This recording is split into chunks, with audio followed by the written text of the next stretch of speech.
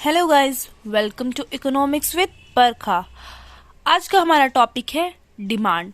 देखिए, आज हम क्या पढ़ने जा रहे हैं कि हमारी डिमांड क्या होती है, इकोनॉमिक्स में डिमांड किसे कहते हैं। मैं शॉर्ट में आपको देखो यहाँ समझा रही हूँ। डिमांड में आपको 5 पॉइंट्स में समझाऊंगी, ठीक है। डिमांड के कुछ 5 पॉइंट्स होते हैं जिनको अगर आप अच्छे से समझ लेंगे तो आपको डिमांड में कभी कोई कन्फ्यूजन नहीं होने वाला, ठीक है। पहला है desire for a commodity. Demand क्या होती है? Desire for a commodity. अगर किसी को डिजायर ही नहीं होगी, मतलब किसी को इच्छा ही नहीं होगी, नीड ही नहीं होगी खरीदने की, तो कोई डिमांड होगी नहीं। तो पहली डिमांड का क्या है रूल कि डिजायर होना चाहिए कमोडिटी। कमोडिटी मतलब किसी गुड्स या जो भी आप खरीदते हैं मार्केट से, उसकी आपको डिजायर होनी चाहिए, ठीक है, समझ गया। सेकंड क्या है रूल इसका? Ability to buy it.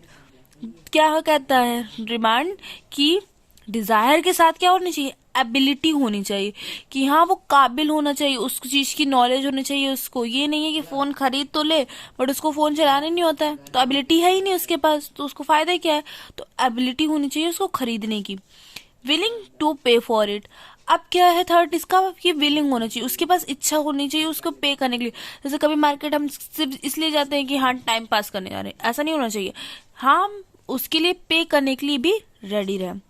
At the given price. जो प्राइस गिवन है, जो एमआरपी रेट होता है, उस प्राइस को पे करने के लिए रेडी रहे। At given time.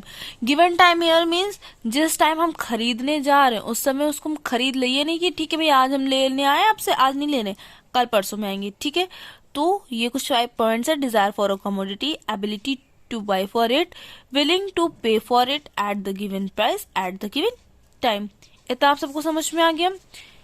यहाँ लिखा है demand refers to all those quantities of a commodity which a consumer is ready to buy at different possible price. Demand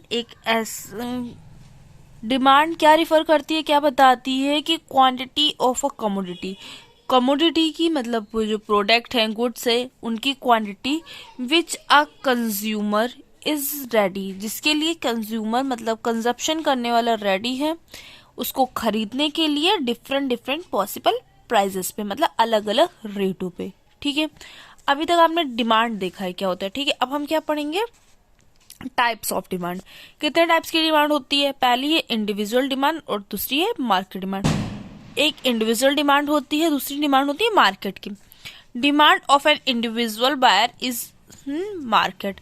जब कोई एक बंदा, मतलब 4 लोगों के बीच में मार्केट में जब कोई एक बंदा डिमांड करता है तो उसे क्या कहते हैं? Individual demand. Demand for a commodity by all consumers in the market. और जब बहुत ज्यादा लोग एक पर्टिकुलर या किसी भी कमोडिटी के लिए डिमांड करते हैं तो उसे क्या कहते हैं?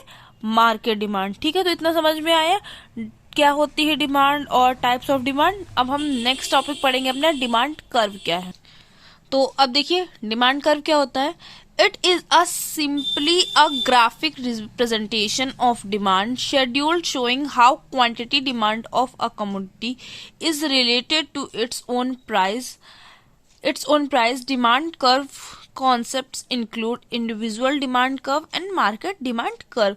अब देखिए डिमांड कर्व क्या होता है। ये एक ग्राफिकल रिप्रेजेंटेशन होती है जिसमें हम एक टेबल फॉर्म करते हैं, उसपे ये दिखाते हैं कि how quantity demand of a commodity, कैसे कमोडिटी की क्वांटिटी की डिमांड हमारे उसके प्राइस से रिलेट करती है, कैसे प्राइस और जो कमोडिटी की जो क्वांटिटी है वो कैसे आपस में रिलेट करती है, ठीक है।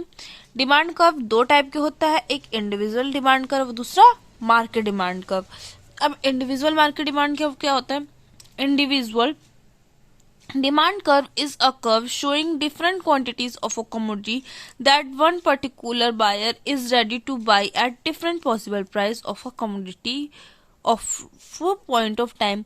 वही चीज है डिमांड जो हमने समझाई थी।